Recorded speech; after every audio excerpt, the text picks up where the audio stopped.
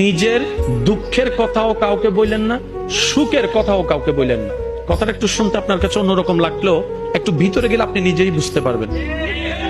আপনি নিজের মনের দুঃখ কষ্ট সহ্য করতে না পেরে হালকা করার জন্য যাকে বলছেন, মনে রাখবেন আপনি তার কাছে কিন্তু কোনো না কোনো ভাবে একটু ছোট হয়ে যাচ্ছেন। এমনও হতে পারে আপনার দুঃখের সে কথাগুলা আপনার সামনে অভিনয় করে যে আপনাকে বুঝ দিয়েছে, সে পিছনে আপনার সেই দুঃখের কথা নিয়ে হাসি ঠাট্টা করতেও দ্বিধাবোধ করে না, এমন অনেক মানুষ আছে।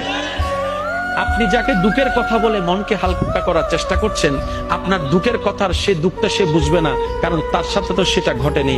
সেজন্য আপনাকে 3 মাস 4 মাস 3 বছর পরও হয়তো আঙ্গুল তুলে দেখাই দিতে পারে, সেই কথাটার কথা দিয়ে খোঁটা দিতে পারে। কথা বলেন ঠিক না? দুঃখের কথাও মানুষকে বলে শান্তি নেই। এবার আপনি বলবেন ভাইয়া সুখের কথা কেন বলবো না? আমি বলি কি ভাই, দুঃখের কথা শোনালে যেরকম মানুষ দাম দেয় না, সুখের কথা শোনালে মানুষ বদনজর লাগাইয়া সেটাও নষ্ট করে দেয়।